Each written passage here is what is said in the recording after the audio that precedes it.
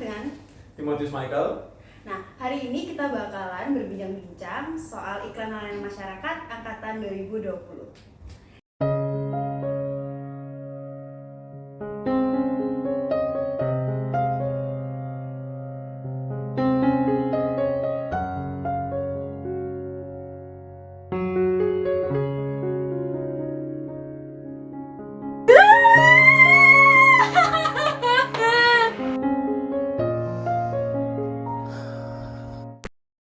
Temanya itu tentang HIV/AIDS gitu. Jadi betapa pentingnya kita harus tahu tentang HIV/AIDS. Di video itu isinya sih sebenarnya tentang ada kejadian kayak dua anak atau laki-laki dan perempuan berpasangan yang tanda kutip mereka bermain dan akhirnya mereka kena HIV/AIDS singkatnya gitu.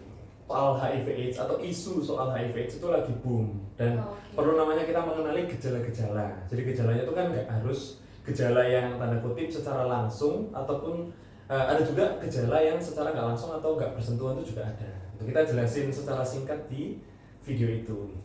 Segmentasinya kita untuk remaja usia 17 sampai 20-an atau 25 mungkin ya.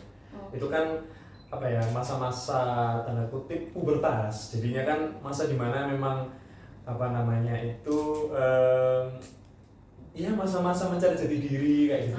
Masa-masa penasaran, masa-masa suka sama lawan jenis, pacaran dan sebagainya. Bagiannya itu ada tim brainstorming ide, terus juga ada tim kameramen, editor, terus juga sebenarnya itu ada tim untuk bagian dana kayak keuangan, cuman itu hanya sebatas tugas proposalnya doang gitu. Jadi kita yang bagian tim keuangan tuh untuk dia nge-spend uangnya kemana, kayak misal ke media sosial atau ke media konvensional kayak gitu-gitu. Sisanya sih kebanyakan kayak kameramen sih mungkin kebanyakan sama editing. Dari proposalnya sendiri saya ingatku kita bisa sampai 4 pertemuan berarti sebulan. Berarti ada konsultasi dan sebagainya. Betul, ada konsultasi, bahkan kita sempat bikin juga creative brief untuk itu. Terus juga kita eksekusinya itu sekitar 2 minggu, 2 pertemuan, tapi kita perlu konsul juga 2 minggu, jadi 8 kali pertemuan 2 bulan. Berarti untuk satu iklan layanan masyarakat itu butuh waktu 2 bulan. 2 bulan.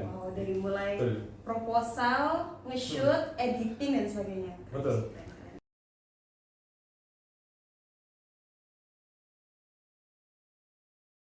Yang pertama, jangan jauhi, karena orang yang terkena HIV/AIDS itu sebenarnya orang yang paling membutuhkan support dan juga dorongan dari teman-temannya, terutama keluarganya, karena pasti tahu lah rasanya seberapa terpukulnya ketika tahu kalau dia kena HIV/AIDS. So jangan dijauhi menurutku, tapi coba rangkul mereka, bawa mereka ke mungkin tempat kesehatan khusus yang memang benar-benar menangani penyakit tersebut, supaya yang pertama mereka nggak merasa sendirian, yang kedua mereka juga bisa sembuh. Karena kesembuhan itu juga dua kan, kesembuhan batin sama kesembuhan fisiknya. Selanjutnya, tim kami juga mewawancarai Jacqueline Kina sebagai ketua kelompok dari tim produksi iklan non komersial berbentuk iklan layanan masyarakat yang bertemakan HIV/AIDS. Kayak bikin approval dulu ke dosennya, kita bikin kreatif brief dulu, terus konsepnya seperti apa, storyboardnya seperti apa, terus talentnya mau kayak gimana. Ketua dari tim produksi iklan ini menjelaskan proses produksi yang memakan waktu 2 bulan lamanya.